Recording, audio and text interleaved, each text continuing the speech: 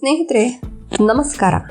ನೀವು ಬೆಂಗಳೂರಿನ ಹೊಸೂರು ರೋಡ್ನಲ್ಲಿ ಡ್ರೈವ್ ಮಾಡ್ಕೊಂಡು ಹೋಗುವಾಗ ಡೈರಿ ಸರ್ಕಲ್ ದಾಟಿದ ತಕ್ಷಣ ನಿಮಗೆ ಒಂದು ವಿಚಿತ್ರವಾದ ಅನುಭವ ಆಗುತ್ತೆ. ಒಂದು ಕಡೆ ನೋಡಿದ್ರೆ ಬೃಹದಾಕಾರದ ವಿದೇಶಿ ಸ್ಟೈಲ್ನ ಗ್ಲಾಸ್ ಬಿಲ್ಡಿಂಗ್ಗಳು, ಇನ್ನೊಂದು ಕಡೆ ನೋಡಿದ್ರೆ ಸಾಲಾಗಿ ನಿಂತಿರೋ ಪೊಲೀಸ್ ಜೀಪ್ಗಳು ಮತ್ತು ಕಾಕಿ ಪಡೆ.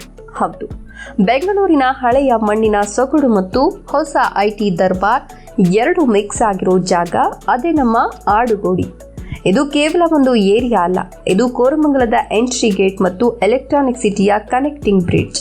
ಇಲ್ಲಿನ ರಸ್ತೆಯಲ್ಲಿ ದಿನಕ್ಕೆ ಲಕ್ಷಾಂತರ ವಾಹನಗಳು ಪಾಸ್ ಆಗ್ತವೆ. ಆದರೆ ಇಲ್ಲಿನ ಹಿಸ್ಟರಿ ಎಷ್ಟೋ ಜನಕ್ಕೆ ಗೊತ್ತೇ ಇಲ್ಲ. ಇಲ್ಲಿನ ಗಾಳಿಯಲ್ಲೇ ಒಂದು ಬಿಸಿ ವೈಬ್ ಇದೆ. ಬನ್ನಿ, ಇವತ್ತು ಈ ಕೈಗಾರಿಕೆ ಮತ್ತು ರಕ್ಷಣೆ ಎರಡು ಒಟ್ಟಿಗೆ ಇರೋ ಪವರ್ಫುಲ್ ಏರಿಯಾದ ಬಗ್ಗೆ ಒಂದಷ್ಟು ಮಾಹಿತಿಗಳನ್ನು ತಿಳಿದುಕೊಳ್ಳೋಣ. ಹೆಸರಿನ ಮಹಿಮೆ, ಮೇಕೆಗಳ ಸಾಮ್ರಾಜ್ಯ ಮತ್ತು ಗೋಡೆಗಳ ಕತೆ. ಸ್ನೇಹಿತರೆ, ಇವತ್ತು ಐಟಿ ಕಂಪನಿಗಳಿಂದ ತುಂಬಿರೋ ಈ ಜಾಗಕ್ಕೆ ಆಡುಗೋಡಿ ಅನ್ನೋ ಹಳ್ಳಿ ಹೆಸರು ಯಾಕೆ ಬಂತು ಅಂತ ಯೋಚನೆ ಮಾಡಿದ್ದೀರಾ? ಇದರ ಫ್ಲಾಶ್ ಬ್ಯಾಕ್ ತುಂಬಾನೇ ಸ್ವಾರಸ್ಯಕರವಾಗಿದೆ. ಕನ್ನಡದಲ್ಲಿ ಆಡು ಅಂದರೆ ಮೇಕೆ ಮತ್ತು ಗೋಡಿ ಅಂದರೆ ಒಂದು ನಿರ್ದಿಷ್ಟವಾದ ಜಾಗ ಅಥವಾ ತಡೆಗೋಡೆ. ಕೆಂಪೇಗೌಡರ ಕಾಲದಲ್ಲಿ ಅಥವಾ ಅದಕ್ಕೂ ಮೊದಲು ಇದು ಬೆಂಗಳೂರಿನ ಪೇಟೆಯ ಹೊರವಲಯದ ಕಾಡಾಗಿತ್ತು.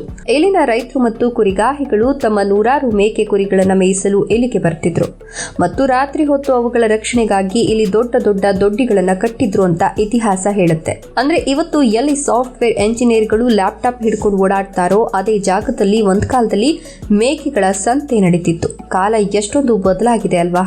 ಮೇಕೆಗಳ ಸದ್ದು ಹೋಗಿ ಈಗ ವಾಹನಗಳ ಹಾರ್ನ್ ಸದ್ದು ತುಂಬಿಕೊಂಡಿದೆ. ಬಾಸ್ ಕ್ರಾಂತಿ, ಕಾರ್ಖಾನೆಯ ಹೊಗೆಯಿಂದ ಎಐ ಯುಗಕ್ಕೆ ಆಡುಗೋಡಿಯ ಹಣೆಬರಹ ಬದಲಾಯಿಸಿದ್ದು ಯಾರು ಗೊತ್ತಾ? ಅದೇ ಜರ್ಮನಿಯ ಮೂಲದ ದಿಗ್ಗಜ ಕಂಪನಿ ಬಾಸ್.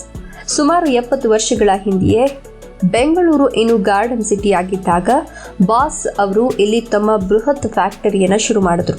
ದಶಕಗಳ ಕಾಲ ಇಲ್ಲಿ ತಯಾರಾಗ್ತಿದ್ದ ಮೋಟಾರ್ ಪಾರ್ಟ್ಸ್ ಮತ್ತು ಸ್ಪಾರ್ಕ್ ಪ್ಲಗ್ಗಳು ಇಡೀ ದೇಶಕ್ಕೆ ಹೋಗ್ತಿದ್ವು. ಆದರೆ ಈಗ ಕಾಲ ಬದಲಾಗಿದೆ. ಬಾಷ್ ಕಂಪನಿಯಲ್ಲಿ ಮ್ಯಾನುಫ್ಯಾಕ್ಚರಿಂಗ್ ನಿಲ್ಲಿಸಿ ಸುಮಾರು 800 ಕೋಟಿ ರೂಪಾಯಿ ಖರ್ಚು ಮಾಡಿ ಈ ಜಾಗವನ್ನು ಒಂದು ಹೈಟೆಕ್ ಸ್ಮಾರ್ಟ್ ಕ್ಯಾಂಪಸ್ ಆಗಿ ಪರಿವರ್ತನೆ ಮಾಡಿದೆ. ಹಳೆಯ ಕಾರ್ಖಾನೆ ಈಗ ಆರ್ಟಿಫಿಷಿಯಲ್ ಇಂಟೆಲಿಜೆನ್ಸ್ ಮತ್ತು ಇಂಟರ್ನೆಟ್ ಆಫ್ ಥಿಂಗ್ಸ್ ಸಂಶೋಧನಾ ಕೇಂದ್ರವಾಗಿದೆ. ಇದು ಆಡುಗೋಡಿಯ ಮಾಡರ್ನ್ ಅವತಾರ. ಖಾಕಿ ಕಾವಲು, ಇದು ಪೊಲೀಸರ ಭದ್ರಕೋಟೆ. ಆಡುಗೋಡಿಯಲ್ಲಿ ನೀವು ಸ್ವಲ್ಪ ಎಚ್ಚರಿಕೆಯಿಂದ ಇರಬೇಕು, ಯಾಕಂದ್ರೆ ಇದು ಬೆಂಗಳೂರಿನ ಪೊಲೀಸ್ ಹಬ್. ಇಲ್ಲಿ ಕರ್ನಾಟಕ ರಾಜ್ಯ ಮೀಸಲು ಪೊಲೀಸ್ ಪಡೆಯ ಹೆಡ್ ಕ್ವಾರ್ಟರ್ಸ್ ಮತ್ತು ಬೃಹತ್ ಮೈದಾನ ಇದೆ. ಅಷ್ಟೇ ಅಲ್ಲ, police dog squad, police workshop ಮತ್ತು ಸಾವಿರಾರು ಪೊಲೀಸ್ ಕುಟುಂಬಗಳು ವಾಸಿಸುವ ಕ್ವಾರ್ಟರ್ಸ್ ಇಲ್ಲೇ ಇದೆ.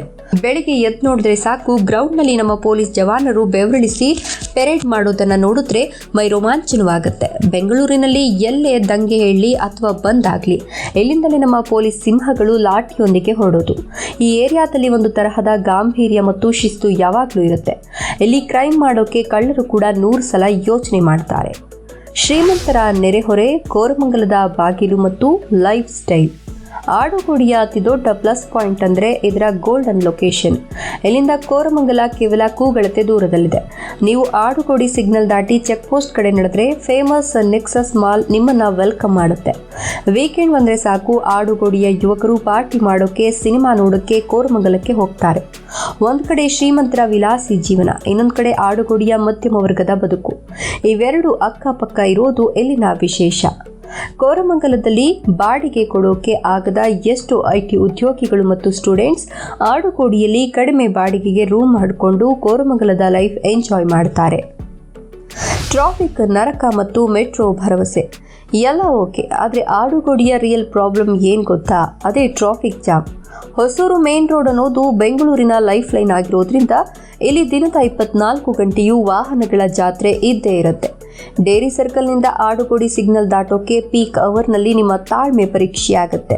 ಈಗ ಬೇರೆ ನಮ್ಮ ಮೆಟ್ರೋ ಪಿಂಕ್ ಲೈನ್ ಸುರಂಗ ಕಾಮಗಾರಿ ನಡೀತಿರೋದ್ರಿಂದ ರಸ್ತೆಗಳು ಕಿರಿದಾಗಿವೆ ಮತ್ತು ಧೂಳು ವಿಪರೀತವಾಗಿದೆ. ಇಲ್ಲಿ ರಸ್ತೆ ದಾಟೋದು ಅಂದರೆ ಒಂದು ಸಾಹಸವೇ ಸರಿ.